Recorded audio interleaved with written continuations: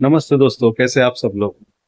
आशा करता हूँ कि आप सब लोग हंसी खुशी और मजे में हो। दोस्तों, आज वर्षावा समारोह का दिवस है। तो आज मेरे दोस्त के घर तरफ जो बुद्ध विहार है, तो बुद्ध विहार में वो वर्षावा समारोह का कार्यक्रम रखा हुआ है।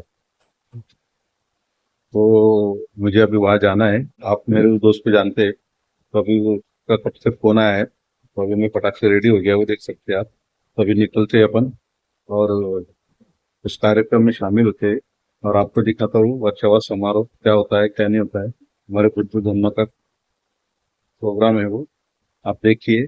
और वहां से आने के बाद में मैं और थोड़ा डिटेल में आपको बताऊंगा, लेकिन अभी जरा घाई हो रही है।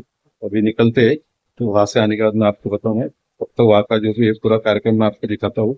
चलो चलते जल्दी से, ठीक है। ओके। लेक्चरला निमंत्रित करून भजनदान दिलेलं काम करणं साधू साधू साधू. आज आपण ज्या आश्विन पौर्णिमा आहे, ही आश्विन पौर्णिमा ज्याला आपण कोजागिरी पौर्णिमा म्हणतो.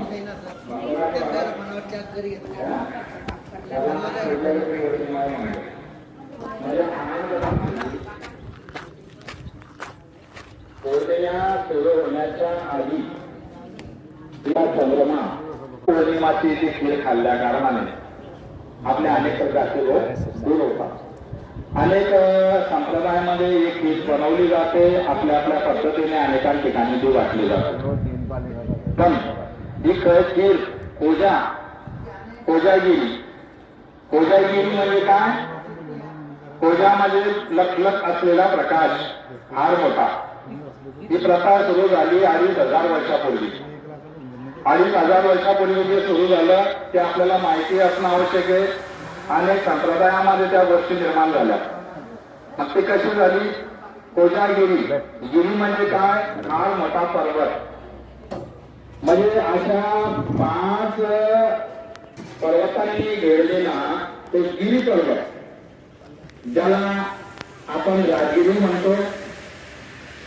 या राजगिरीमध्ये 5 प्रकारचे बुद्ध होऊन गेले. महायाच्या अगर 1,000-2,000 किलोमीटर दूर जरी असतील तर त्यांना असं वाटत होते की समोर बुद्ध माझ्या बसलेले आहेत. त्या ठिकाणी ते सुत्त म्हणण्यात आलं.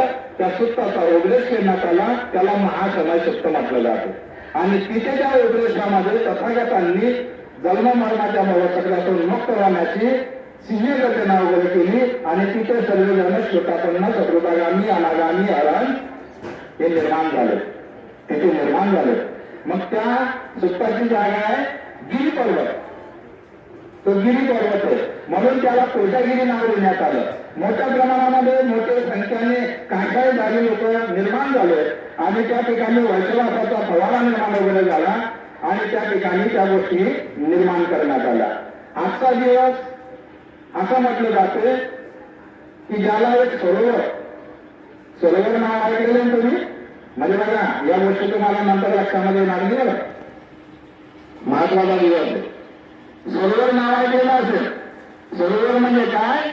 हिमालयाचा टोक. हिमालय ना, पूर्ण हिमालय. मग असं म्हटलं जाते अनेक संप्रदायामध्ये की त्या हिमालयामध्ये कोणीतरी महादेव आहे. बोलले जाते का नाही?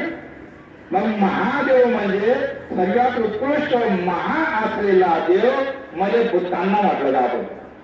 महादेव बुद्धांना म्हटलं जात होतं. बुद्धांना ती उपमा दिली म्हणजे करण्यात येत होती. तर तिथे महादेव फक्त त्या ठिकाणी काय आहे? फक्त डोकं ठेवण्याची जागा आहे. बुद्धाचे निघलेले ना, बघतो का नाही आपण सिंह सह्यावलन फोटो मध्ये आपण बघतो का नाही? तर ते त्याला म्हटलं जाते सरोवर. म्हणजे बुद्धांचा माथा टेकण्याची जागा, बसण्याची पण नाही. मग बुद्ध कसे असतील तर तुम्हाला ते चित्र कुठे दिसणार आहे? गोयंका गुरुजींना तयार केलेलं एक चित्रावली आहे. त्या चित्रावलीमध्ये तुम्हाला ते दिसेल की बुद्धांचा हात म्हणजे कशा पद्धतीचं कुठे पसरलेला आहे, शरीर कोणत्या ठिकाणी आहे, पूर्ण भारताला पूर्ण जम्बूद्वीपाला कसं व्यापलेलं आहे. म्हणजे बुद्ध कसे असतील? विचार करण्यासारखे आहे. बुद्ध हात आहे, त्याची तुलना करू शकत नाही. त्यांचं हाईट सांगू शकत नाही. त्यांचं कार्य सांगू शकत नाही, इतकं खतरनाक आहे, आपण त्याला मोजमाप करू शकत नाही. पुस्तक इतके अथांग आहे, इतके अथांग आहे. तर त्याला सरोवर म्हटलं गेलेलं आहे. त्या ठिकाणी जे अनंत भिक्षू होते, अशा 5 अनंत भिक्षू अदृश्य होऊन बुद्धा त्या ठिकाणी घेऊन गेले आणि त्या ठिकाणी चिवरची निर्मिती झाली. चिवर असतं ना आपलं चिवर असते ना, या चिवरची निर्मिती त्या ठिकाणी झाली. तिथून मग दानाची प्रथा कशा पद्धतीने निर्माण झाली, या जर तुम्ही याचा अभ्यास कधी केला तर तुम्हाला लक्षामध्ये येणार की ऍक्च्युली काय आहे, दुसरं काय आहे, धम्म काय आहे, संघ किती आखाट आहे. या गोष्टी निर्मिती झाली. त्या निर्मितीमध्ये अश्विन निर्माण झालं. अश्व म्हणजे काय? अश्व म्हणजे काय? घोडा. घोडा घोडा म्हणजे कसा असतो? थांबणारा असतो का? अश्वगतीने हा ब्रह्म निर्माण झाला आणि अश्वगतीने जो ब्रह्म निर्माण झाला म्हणून तो त्या ठिकाणी अश्वसारखे अनेक प्रकारचा भिक्षू संघ त्या ठिकाणी निर्माण झाला. म्हणून त्या पौर्णिमेचं नाव त्यावेळेस अश्विन पौर्णिमा निर्माण झालं. तर ह्या अश्विन पौर्णिमेचा प्रकार तिथपर्यंत चालत आपल्यापर्यंत मध्ये या ठिकाणी आलेला आहे. आणि आज आपण इतक्या चांगल्या पराक्रमामध्ये 10 पारमिताच्या काही बलामध्ये आपण या ठिकाणी उपस्थित झालेला आहात. तुम्ही या 3 महिन्यामध्ये कोणत्या पद्धतीनं श्रवण केलं आणि ते जे श्रवण केलेलं असेल तर ज्याला आपण म्हटलं जाते पारमिताचे 10 घडे. या पारमिताच्या 10 घड्यांमध्ये आपण या 3 महिन्याच्या कालावधीमध्ये जे कुशल कर्म निर्माण केलेलं असेल तर एक खडा आपण त्या घड्यामध्ये टाकण्याचा प्रकार वगैरे केलेला आहे, तो कुशल कर्माचा घडा आहे. मग त्या 3 महिन्यामध्ये आपण कुशल कर्म केले का कुशल कर्म केले हे आपल्याला स्वतःलाच माहिती, बरोबर का? म्हणून या कुशल कर्माच्या बलाने आपण सर्व एकत्रित या ठिकाणी झालात.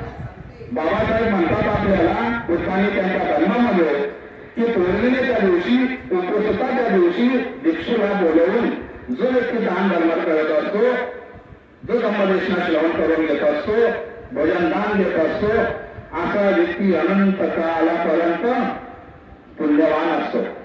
अनंत काळापर्यंत तो दुर्गतीला कधीच जात नाही, कारण की त्याचे कुशल कर्म त्याने संग्रहित केलेले असतात. म्हणून आज आपण या आश्विन पौर्णिमेच्या निमित्त आपण सर्व एकत्रित समाज आलो आणि इथे संपूर्ण महिला मंडळांनी आपल्याला हा वर्षवासाच्या समापनाच्या निमित्त या ठिकाणी ज्या ताई आहेत सोनाली सिद्धार्थ ताई यांनी चांगल्या पद्धतीने इथे धम्मग्रंथ पठण केलेलं आहे आणि हे धम्मग्रंथ पठण वगैरे करून अनेकांच्या कल्याणासाठी ती वाणी मंगलदायी निर्माण केलेली आहे. स्वतःचंही कल्याण त्यांनी साधून घेतलेलं आहे आणि या धम्मग्रंथाच्या माध्यमातून त्यांचा आज समापन या ठिकाणी होत आहे. संपूर्ण महिला मंडळांनी सर्वांनी आताच भिक्षू संघाला संबंधित उत्तरी बुद्ध मूर्तीच्या बाजूला त्यांनी त्यांना भोजन दान वगैरे दिलेलं आहे. तरी मी या ठिकाणी सोनाली ताईंना या ठिकाणी निमंत्रित करेल की त्यांनी इथे येऊन आपल्या उपासिका संघाच्या माध्यमातून पुष्प समारंभामध्ये पुष्प त्यांना द्यायचे आहेत आणि त्यांना काही परिष्कार दान असेल ते पण द्यायचं आहे.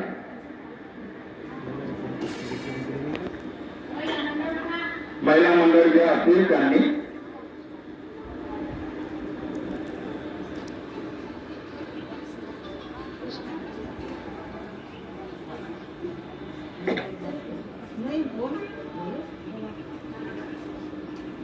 पहिले सत्कार करून घ्या.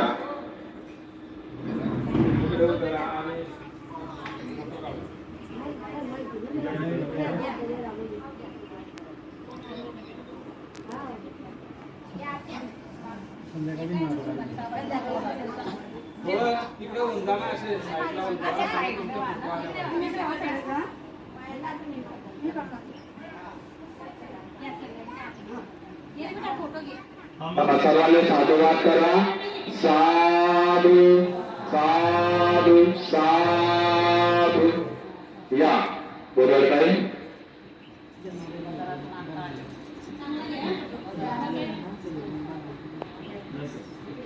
आणि संबंधी चॅरिटेबल ट्रस्टच्या माध्यमातून पण ताईंना इथे एक कपडा दान वगैरे करत आहोत ताईंसाठी.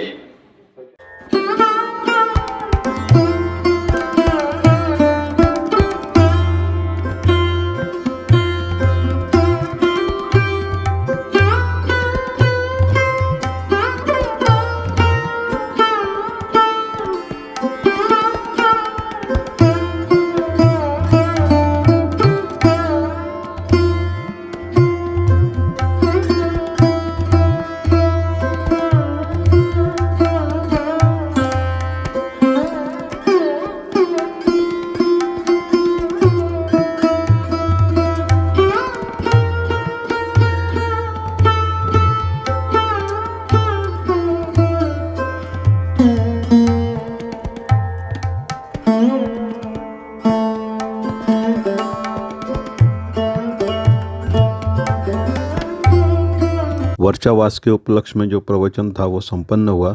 उसके बाद में सभी ने भोजन दान का आनंद लिया। सभी उपासक उपासिकाएं भोजन के लिए बैठ गए और सभी ने खाना खाया और फिर खाना होने के पश्चात सब लोग उनके उनके घर पर जाने लगे और फिर मैंने भी मेरे दोस्त के साथ में थोड़ा खाना परोसा और उसके बाद में खाना खाया और खाना खाने के बाद में फिर मैं भी मेरे दोस्त के घर पर जाकर शाम तक बैठा और फिर शाम में घर पे आ गया।